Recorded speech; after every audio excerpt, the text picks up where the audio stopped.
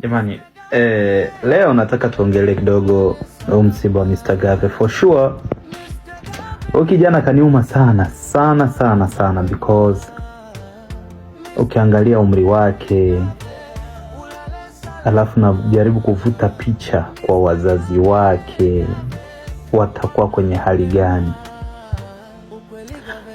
Alafu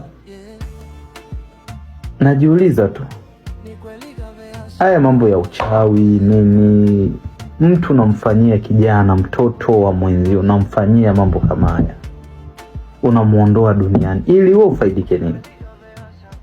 Unamuondoa duniani ili wewe uweje, upate nini jamani?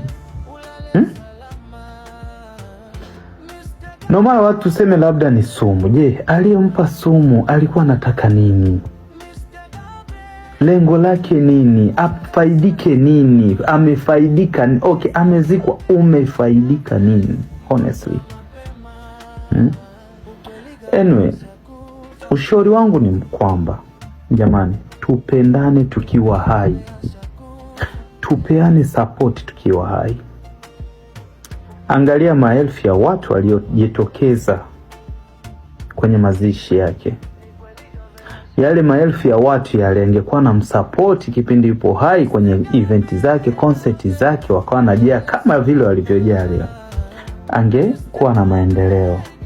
Naona jamani, supportini vijana wenu, wapeni support. Wakiandaa show, jitokezeni kama jinsi mlivyojitokeza leo, kwa sababu Gave angekuwa anaandaa events, watu mnajitokeza kama jinsi mmejitokeza kumwaga leo, nina imani angekuwa na faraja zaidi ya hili la leo.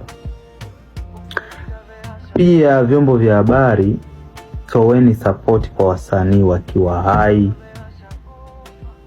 Naona kama support mlioitumia sasa hivi, airtime yote mliotumia kwenye msiba huu, msiba naomba iwe funzo na somo la watu kujifunza namna ya kuthamini mtu na kumpa mtu thamani akiwa yupo hai. Sio mnakuja kumpa mtu thamani ambayo ameshafumba macho, hata kuja kuona kile mnachokifanya, hata kuja kuona zile jitihada mnazozifanya kwa ajili yake. Tupendaneni na tupeane support tukiwa hai. Wanamuziki waliobaki waendeleze sanaa kwa upendo, amani, wapewe support. Yaani naomba msiba wa Gave uwe fundisho kwa kila mtu ambaye upo kwenye industry. Iwe somo na fundisho kabisa sana. Mwenyezi Mungu amsamehe pale alikokosea, ampunguzie adhabu za kaburini, na amsamehe madhambi yake yote, na ampokee salama, ampe mpumziko jema la milele, na wazazi wake wa Mwenyezi Mungu awatie nguvu. Najua hapo kwenye kipindi kigumu sana, hususan yule alikuwa bado kijana, mtoto mdogo, hana mtoto.